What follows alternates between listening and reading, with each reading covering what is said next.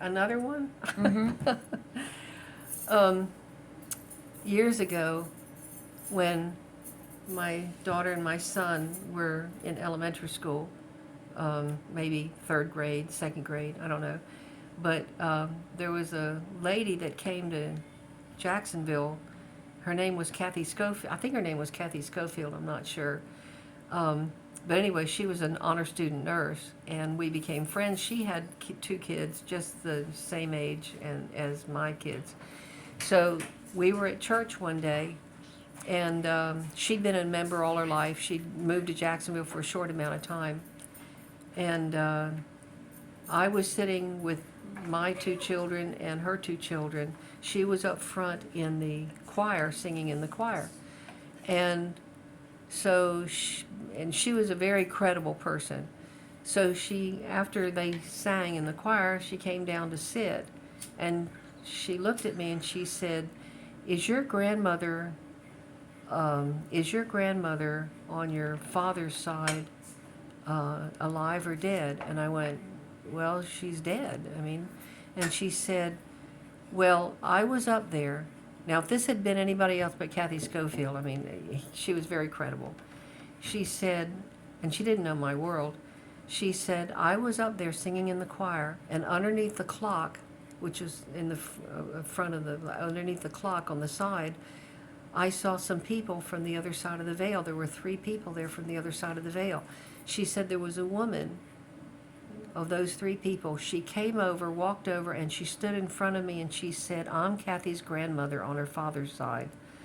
I can't get through to Kathy to do my temple work. Will you tell her to do my temple work? Because I can't get through to her." And she said yes. And I just looked at her and I said, "You're not going to believe this." She said, "What?"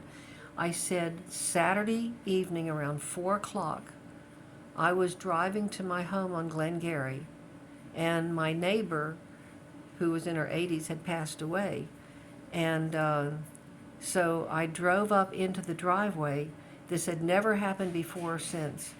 And when I drove up, this was the night before she had this experience at church. I drove up into the driveway and I felt like there was a dome, like pea soup. The Hebrews call it the dunamis, the heaviness of God. There was a dome of heavy love. It was like pea soup. The atmosphere was so heavy. And I drove up into the driveway, and what came into my mind over and over again is my neighbor, Maribel Henderson. "You need to do Maribel's temple work. You need to do Maribel's temple work." And I thought, I can't do her temple work. She's not a member, and I can't do her temple work. I don't know her family. She doesn't, she's not a member of the church. But it kept going in my mind. So this thick dome of love, this atmosphere. I went over to my mom's house, which is in back of mine. She was on another street, but we were back to back. And I said, "Mom, I love you so much." I felt this overwhelming love with my mom from this atmosphere. There was just I said, "This happened the night before she saw my ancestor at church." And that's not a coincidence that I had those 2 experiences happen. So it was sort of like somebody was trying to reach me on the other side of the veil. And I'm just going, this is incredible. So I thought I'd share that.